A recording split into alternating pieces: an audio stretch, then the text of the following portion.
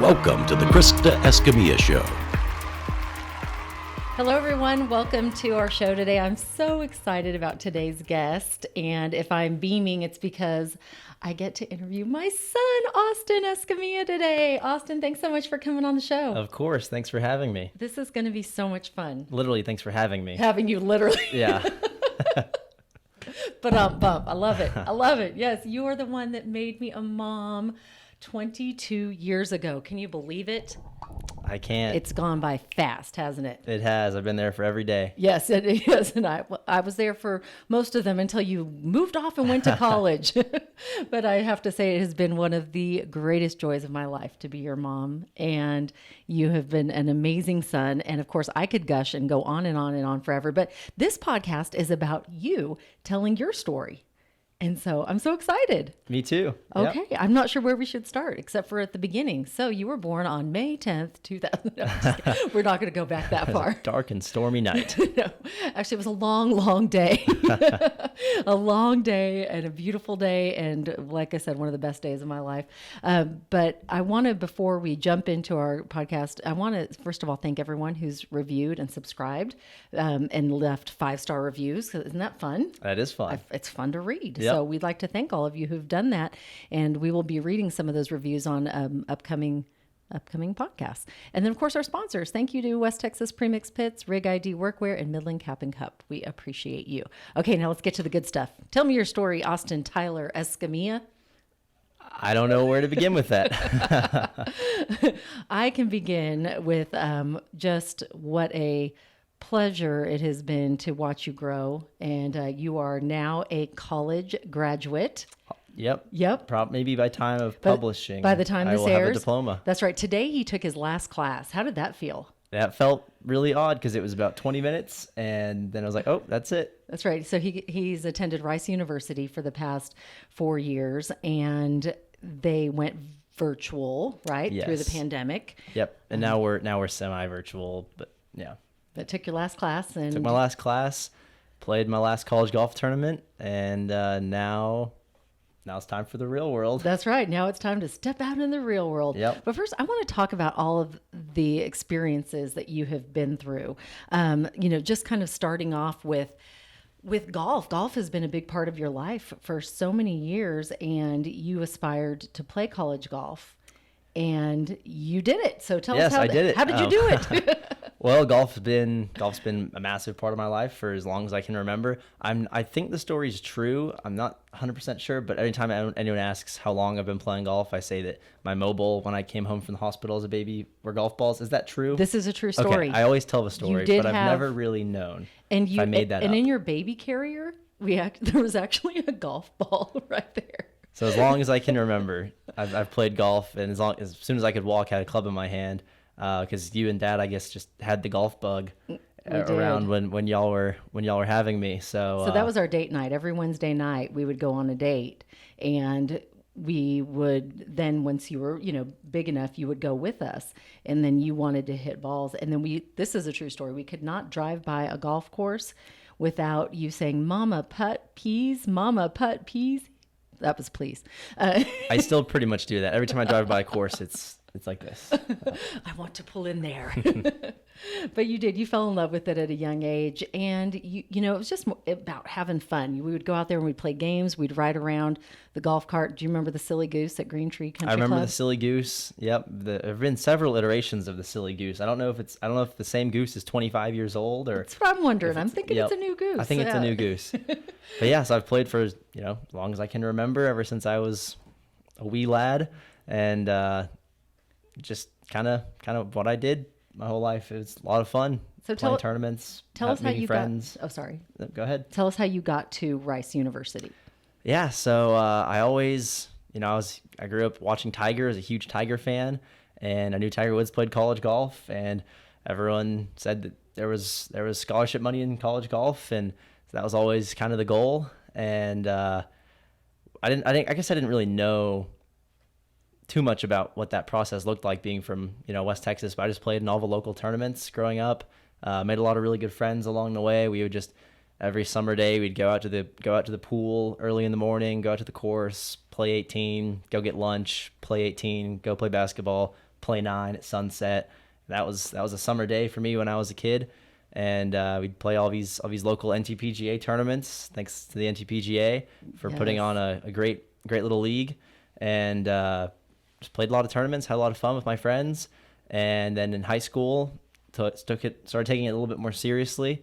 You know, I'd wake up, go work out, go to the course right after school, stay out there till sometimes 10. I'd come home and maybe y'all had Pizza Hut for dinner, and I just reheat the pizza. Junior year, I really worked hard at it. And then I was reaching out to a bunch of schools. I'd gone to the Stanford golf camp a couple times and talked to Coach Ray about, what might be good programs. And he told me I should contact Rice. So I ended up calling Coach Emil. This was summer right before my senior year. I played well junior year. I'd won state. I'd started shooting under 70. That summer, I think, 63 at OCC? That was the following summer. That was the following summer. Okay. Yeah. Called Coach Emil, and he happened to pick up. I had a script written out for the voicemail because I didn't expect him to be in his office in July. He picked up, and I basically just still read, after about 10 seconds of silence, just read the script. And he was like, "Oh yeah, I'll keep an eye on you." Had a couple decent tournaments after that, and then he said, "Come visit." I went and visited and committed on the spot. Yeah, I committed without asking y'all. They said, if I remember the story correctly, it was him and the assistant, Clay Bounds. And we just did the tour, and they said, "So what do you think, Austin? You want to come play for Rice University?" And you said, "Yes, sure, I'd love to." And then we get on the plane. He goes, "Did I just commit? I didn't even talk to y'all." And I said, "That's what it's about, And I think I think when you know, Right? I knew, and I committed probably 400 yards away from where I live right now, right from Brown, my residential college. So that's pretty cool. I walk by the spot all the time, like, oh, there's where I committed. There's where I decided to come here. And I just love campus so much. It's beautiful. And I committed, but I still had to get in on my own. So there was a little bit of, but I ended up not applying anywhere else. So it was kind of like, better get in. Yeah. Well, you knew that's where you wanted to go. And I remember we came out of a movie, maybe Star Wars episode, it had to have been 8.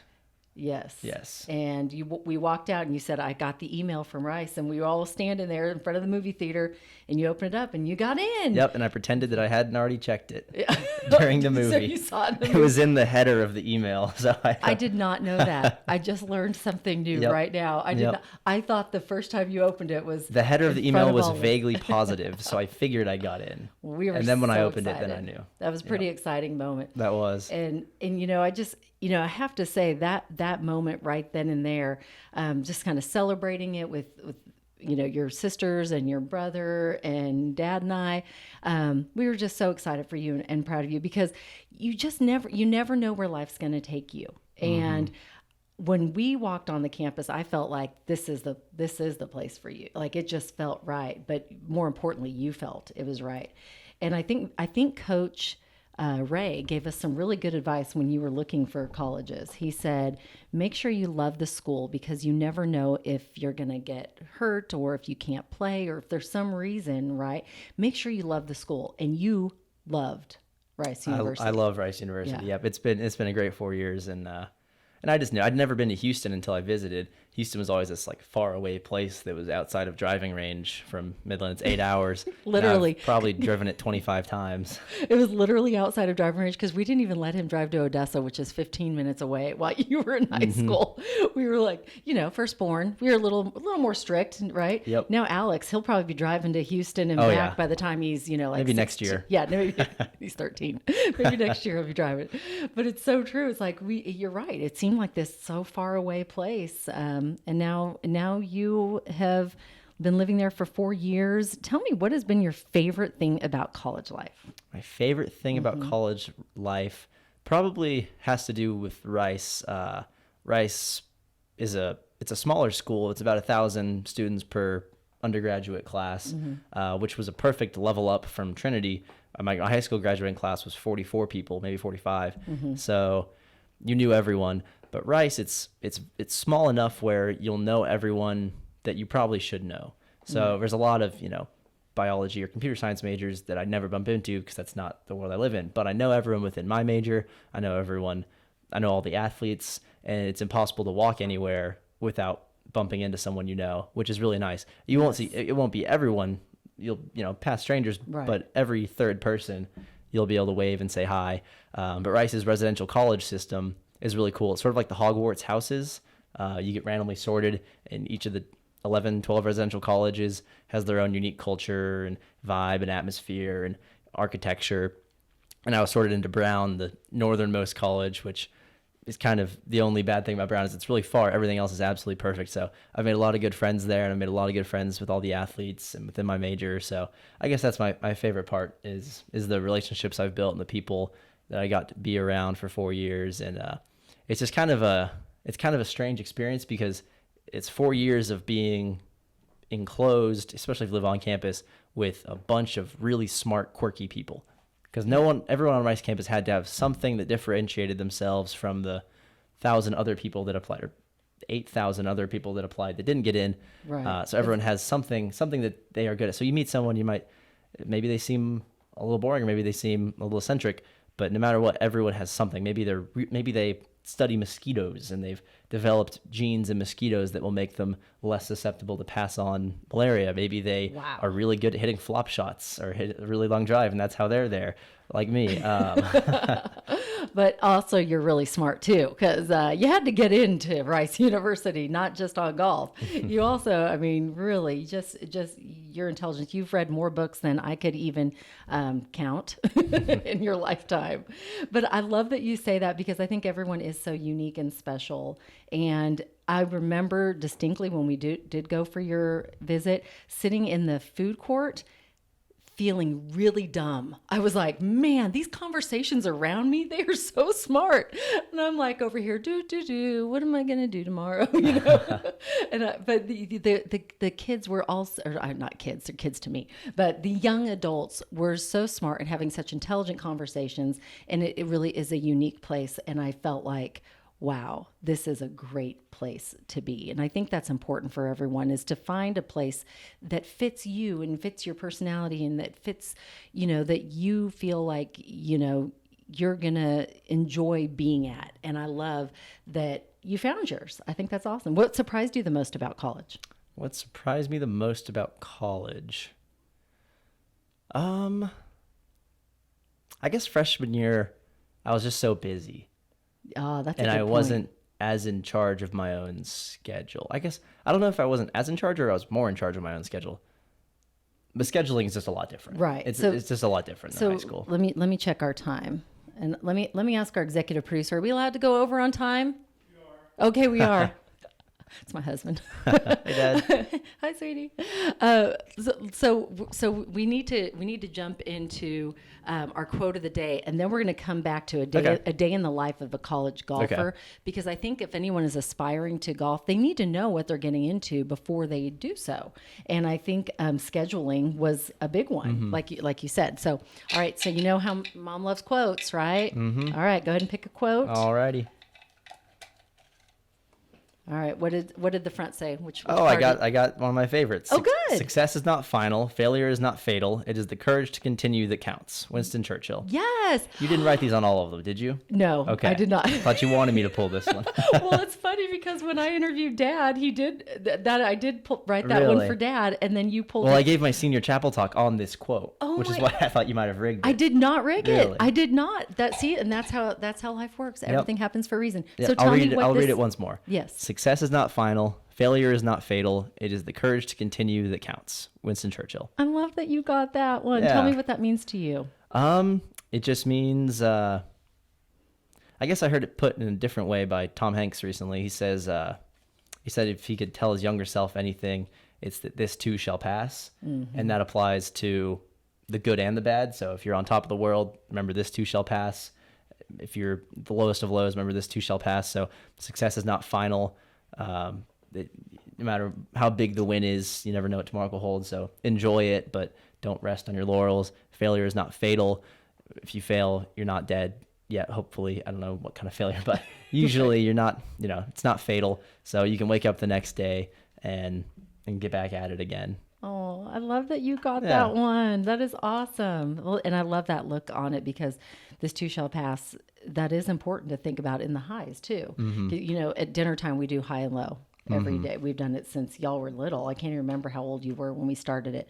Probably, I would say maybe 10, maybe when you were about 10.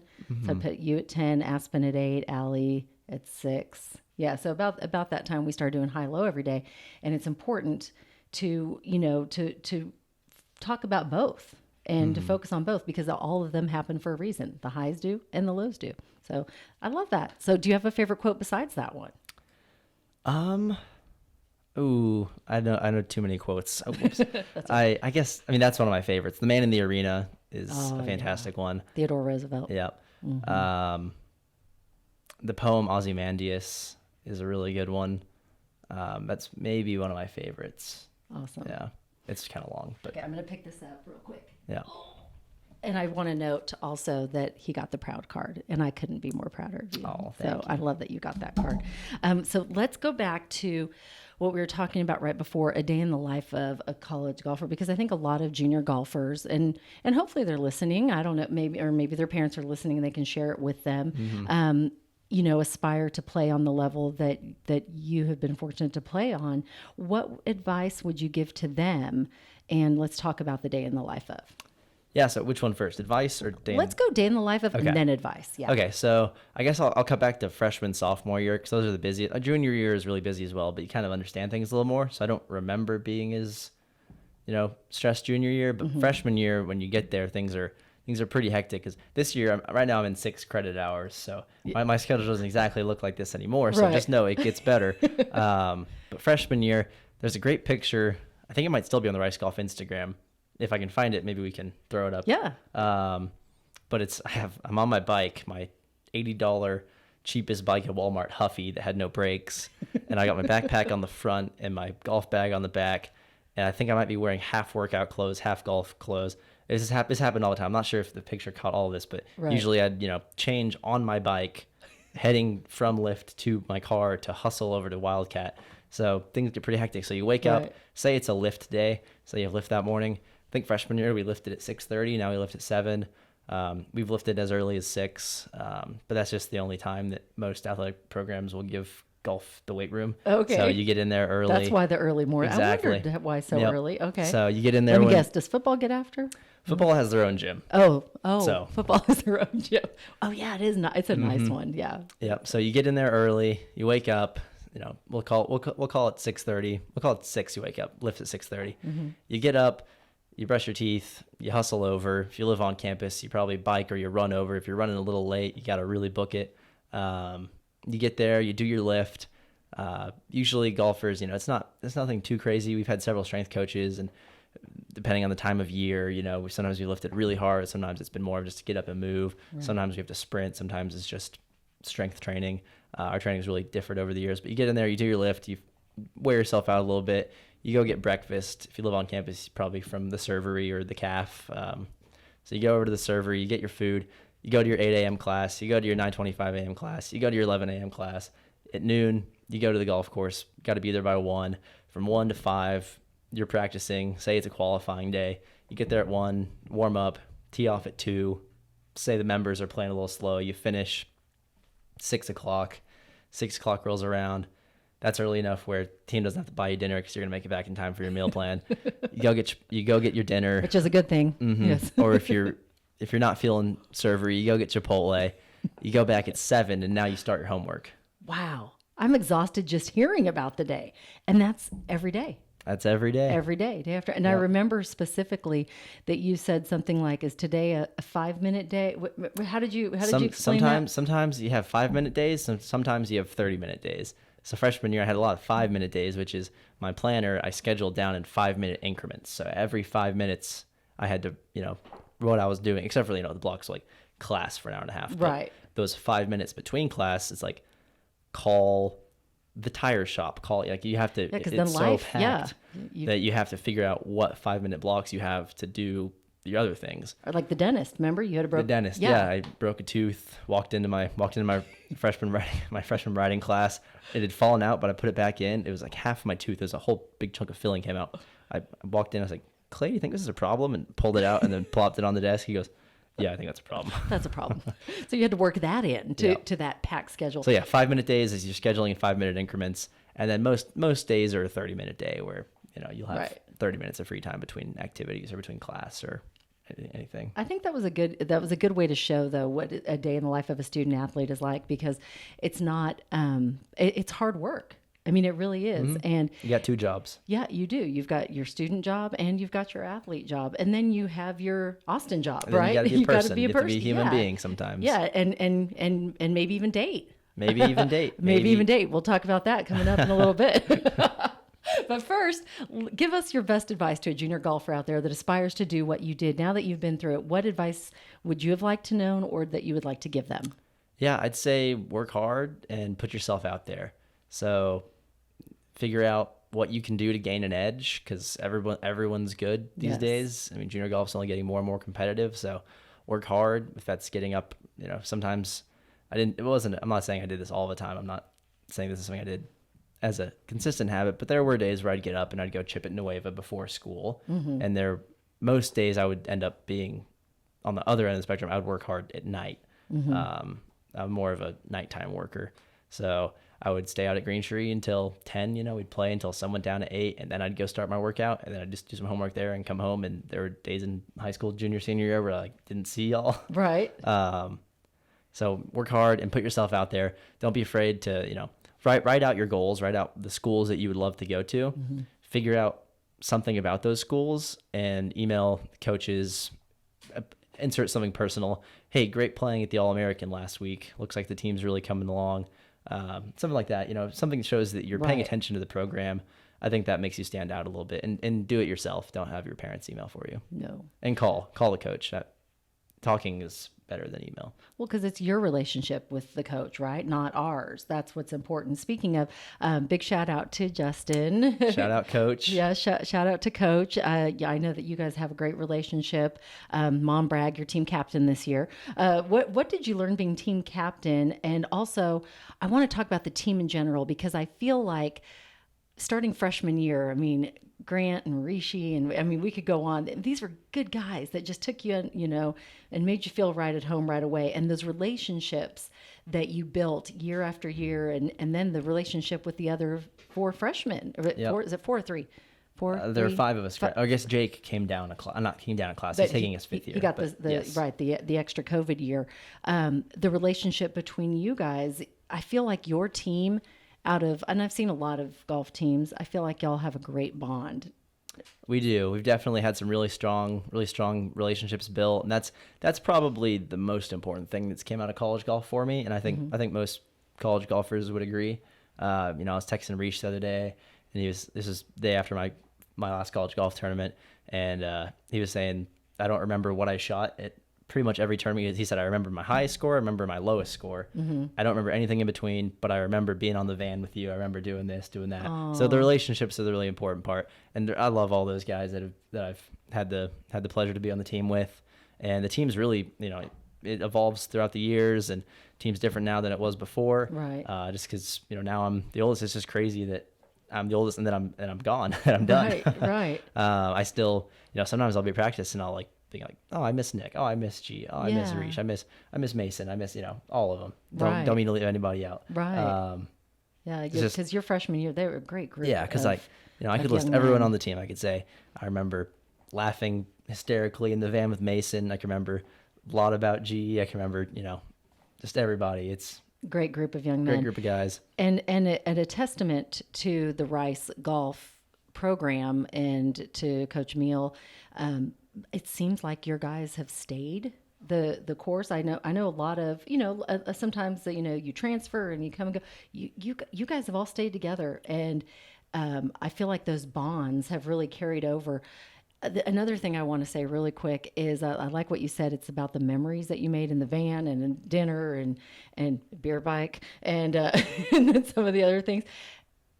The numbers don't count on the golf. I mean, a coach is going to be like, whoa, the numbers count. They matter in the moment. They matter in the for sure. moment, but in the long run and in the memories, it's the memories made together. And you want the numbers to be low because you're going to remember winning tournaments a lot. So Together. The number, you're not going to, if you win a tournament, you're probably not going to remember what you shot at that tournament, but you'll remember winning the tournament. So that's why the number matters. Right. In the moment is the lower the number, the greater chance to make awesome memories. So Right. that's, the number definitely matters, but in the Right. long run, Yeah. Yeah. I love that. Well, I want to touch a little bit on dating in college because I want to say hi to Audrey, who's Hello, watching. Audrey. Would you give any advice to someone going off to college on the dating scene? I don't. You don't have to answer if you don't want to. I'd rather cut this segment. Okay, we're just gonna go. I mean, we're just gonna move on. I just don't know. I mean, I have a wonderful girlfriend who I've dated Yes. for 2.5 years. So I Yeah. She is a lovely Yeah, young lady, I and just we don't- love her yeah, family. yeah. And so anyway, date or not, Yep. don't date. It's up to you. Yeah. How's yeah, that? Exactly. I'm not qualified. I don't know not everyone's qualified. lives. Yeah. That's a you good know, way to put it. Just mutual respect and Yeah. date your best friend. Aw. No. Make sure the person you're dating is your best friend because you're gonna get along a lot I better. love that. Don't date your best friend. If just like, don't take that advice and be like, I'm gonna go ask my best friend right now. Do you want to date? Yeah. If you want to date your best friend, go for it. Okay, I'd rather not talk about Okay, this. we're gonna move on. I have clearly made Austin uncomfortable about this subject. I'm so proud of both of you. I do. I really care about both of y'all so much, and I think that y'all are such great young people. So we will move on to the next topic, which I do think that you are quite capable to talk about. Okay. Nutrition, because I know nutrition and golf and fitness have been a big part of your life, and nutrition is something that I don't think you think about when you're young, right? But I know that and I learned through you, and sometimes I'll send him a screenshot of a nutritional facts on something I'm drinking. And he'll be like, "Mom, oh, that's a lot of sugar. It's a lot of sugar, or that's way too many carbs." So how did you learn about nutrition, and how does that play a role in your everyday life now? I guess I took interest in nutrition junior year I guess it was sophomore year. End of sophomore year, I walked into the dean's office and I was like, "Can I drop choir and join strength and conditioning?" And I always joked that was like the biggest character development moment I could have made. It's like, "All right, bye choir. Hello, let's go work out." Yeah, it was good. It was sad for me. I loved choir. I loved it too. Yeah, but I loved it too. But I was like, I'm gonna go hang out with the meatheads. Yeah. But you did, and you really learned a lot that year. Is it Coach Loff? Loff was great. Nutrition, I guess it was a lot of, just looking things up on the internet, seeing what successful, healthy people ate. I'm not saying everybody should go eat like The Rock, because not everyone's The Rock, but I remember I didn't eat candy for like a year, and we were on the van, not the van, we were in the Suburban, not the Rice Golf van. We were in the Burb on our way to, I think it was regionals or district, and we stopped at a gas station, and I got a Airhead Extremes thing, and I was like, I got it, and I went, I don't need that, and I threw it away. And I didn't eat candy or drink a soda for like a year after that. He's so disciplined, and I have to add, I mean, you really are. Once you decide on something, you're very disciplined on it. Yeah, I don't quite eat like that anymore. Now I guess I kind of do. I just built up really good habits. I cut out sugar, cut out a lot of processed foods. I still eat, something good when I want it, because I've decided that for me, what works is kind of figuring out calories in, calories out. I know I have a general idea of what my maintenance calorie number is, and as long as I've not met it, then I'm not as picky about where it comes from, as long as I got my protein in.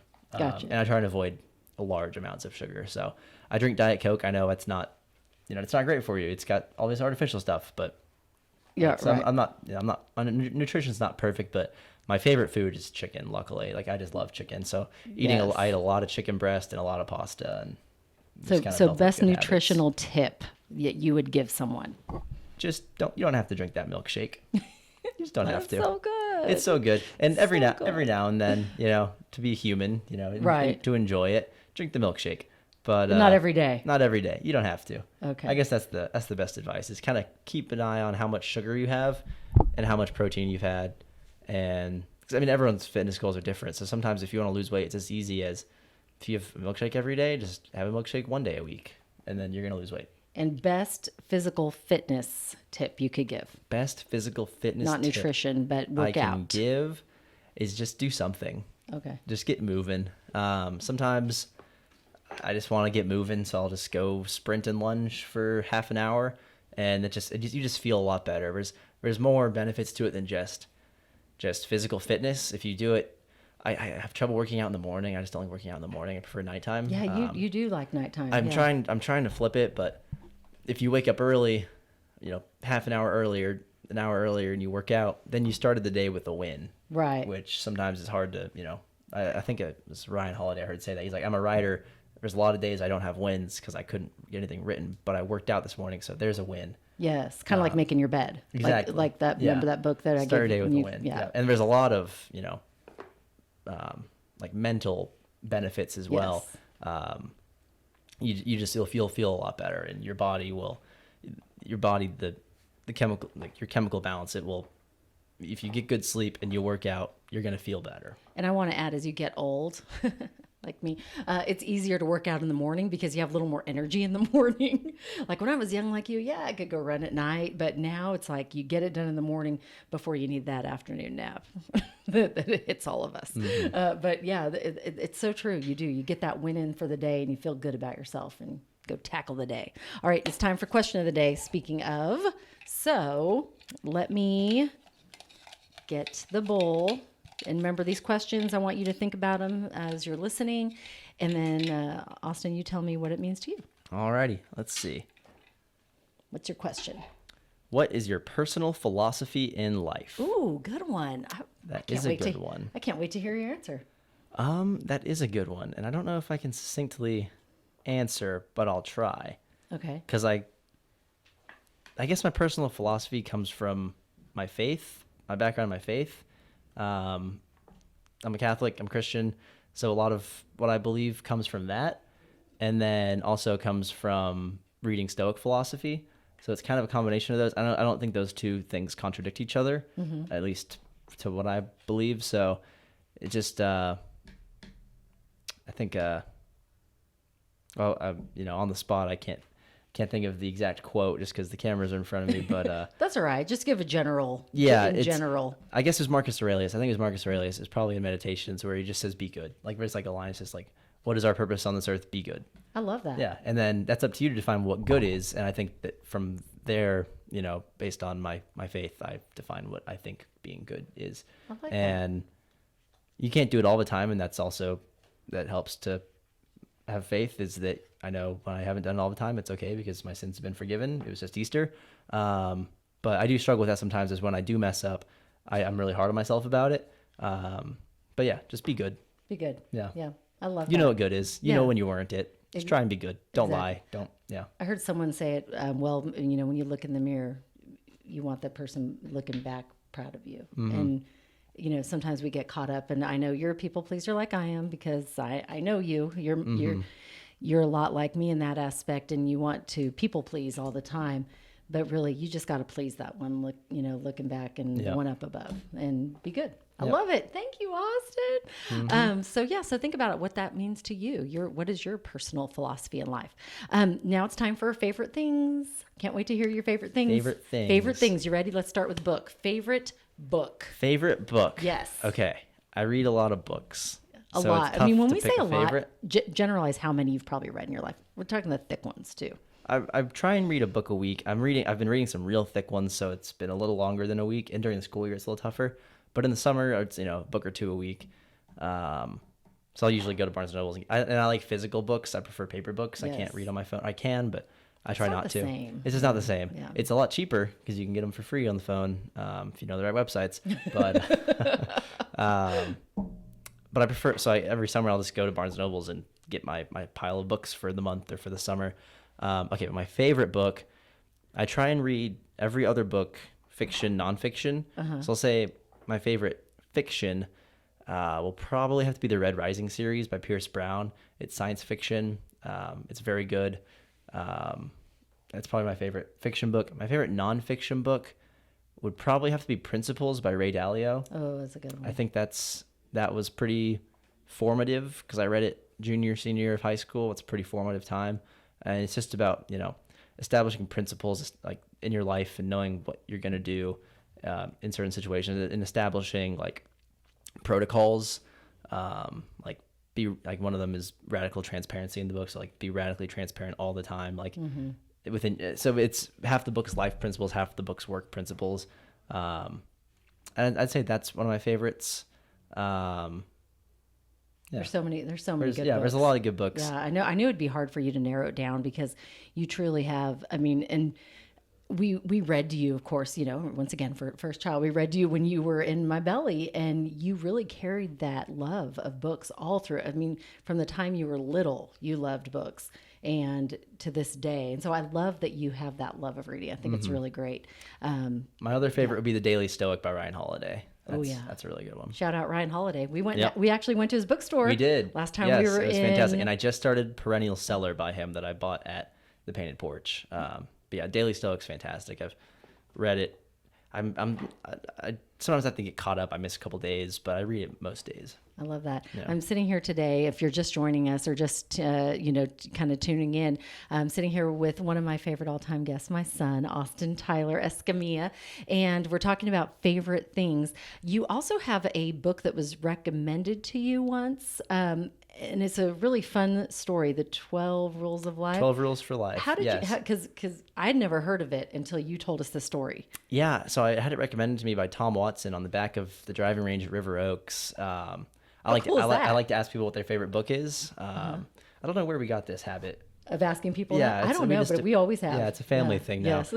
But I was on the back of the range and I saw this legend, and I was like, I wanted to ask something that asking swing advice might not be the best use of my time. So I'll ask what his favorite book is. Right. So I went up and asked what his favorite book was, and we started up a conversation. He said 12 Rules for Life, and I didn't read it for a while until I'd actually found Jordan Peterson's works through his video series and through his interviews on Rogan, and just his kind of media presence. But it's a very good book. Yeah, it is really solid. good. Shout out Jordan Peterson and Joe Rogan. Come be a guest next after Austin. Let's talk about podcasts. Do you have a favorite podcast? I do. Probably the first podcast that I ever listened to is Revisionist History by Malcolm Gladwell. Oh, that is good. I think that's still my favorite. Mm-hmm. Malcolm, great author, likes to ask funny questions to find the intricate answers that they reveal. So Revisionist History, he'll take something unexplained, something unexplored, and he'll explore it, and he'll try and figure out why the trend is this way, or why certain things work out the way they do. Awesome. And then you said one today, I think. Was it the iced coffee? The Iced Coffee Hour with Graham. I can't remember his last name, but he's a big YouTuber. Okay. I want to check that one out. But I love the Malcolm Gladwell. That's a good one. Okay, next one. Favorite movie. And this is tough because we're big movie. Favorite movie. Well, I have a go-to answer, luckily, for this one. Okay, what is it? It's Ocean's 11. Oh, yeah. That's my favorite movie. That ending scene at the Bellagio. That's my the fountains. Subjective favorite movie. Yes, Claire de Lune playing over the Bellagio fountains. They all walk away one by one. Gets me every time. I probably know every word to it. I'm a huge Star Wars fan. I'm a huge Marvel fan, huge geek. But my favorite movie's got to be Ocean's 11. Love it. I've seen it more than any other movie. I love it. I'm really annoying to watch it with because I will say every line right before it happens. I think I'm sorry. You probably got that from me because I do the same thing when I see a movie. I can tell you every Forrest Gump word that's going to come out before Tom Hanks says it. Shout out Tom Hanks. Yes, shout out Tom Hanks. Twice in one podcast we mentioned him. Come be in this chair, Tom Hanks. Favorite song. Slide by Calvin Harris. Okay. Yep. Another reason it's just subjective. I don't know it otherwise. Ocean's 11. I don't think it's the best movie, but it's my favorite. Slide. I don't think it's the best song, but it's my favorite. Okay. Yeah. Awesome. All right. And favorite. Oh, I like this one. I think this is a good one to end on the favorite list. Tell me your favorite teacher. My favorite teacher all time, because I mean, you're done with college. You've gone through high school. We can go way back: preschool, elementary, high school, now college. Do you have a favorite teacher or teachers? I hate to leave anyone out. I know. I have to go good. with Mr. LaForelle because he was one of my best friends in high school. He was awesome. He was just more than a teacher to me. Yes. But I hate to leave out Mrs. Hart. She was super instrumental. Taught me how to write. And was just super encouraging. And Mr. Little taught me how to tell a story. So, but Mr. LaForelle, I guess I have to say him because he was such a good friend to me. Oh, I love that. And I think the teachers they shape our lives more than we realize until later on down the road. We are running out of time, and I don't want to. I want to keep this going, which means you have to come back. Okay. So we're going to leave today with last out of all the questions, out of all the things that you wanted to talk about, is there anything that I didn't get to ask you that you want to say that you think is important to tell your story? I just want to say thank you to you Aw. and to the executive producer behind the camera. I just wanted to thank y'all so much because I wouldn't be here without you. And, biggest motivating factor in my life is gratitude. So just wanted to say thank y'all. And that's the most important thing I could come on here and say, is that it's all thanks to y'all, and I'm very grateful. Well, we are so beyond proud of you, and I can, beyond a shadow of a doubt, just tell you it has been a true pleasure, and I am grateful that I've had a front row seat to your life from day one. and I am just so excited. What we like to say is the best is yet to come, and I feel like that for you. The sky is the limit, and I know that you've got an amazing future ahead of you, and I'm so excited that you got to podcast with me today. Yep, that was a blast. Because you actually been in an internship with Sport Tech, and you're actually doing a little on-air stuff right now. So I'm working on it. Shout out Sport Shout Tech. out Pocket Tech. Sorry. Pocket Talk. I don't know why I said Sport Tech. My bad. Pocket Talk. Yep. So shout out to Pocket Talk, and I'm like I said, the best is yet to come, and I love you so much. Yep. And Love I'm so you proud too. of you. Thank you. We didn't get to pick who we're going to donate to. So do you have a favorite nonprofit? If not, we'll do First Tee of West St. Jude's. Texas. St. Jude's. All right. Love it. Yep. St. Jude's, we're sending you a donation. Thank you so much for sharing this time. This was so exciting for me. I cannot tell you how my heart is full of joy that Austin was our guest today. Thank you so much for listening. And of course, you can find him on Instagram, Austin Escamilla. Shout out if you have any questions to him. And of course, connect with me, Krista Escamilla, on all the social platforms. I would love to tell your story next. So remember, my life mottos, say it with me, Aust. Dream big, believe in yourself, and never give up. I knew you'd have that one. Thanks so much for joining us. You make it a great day. Bye-bye.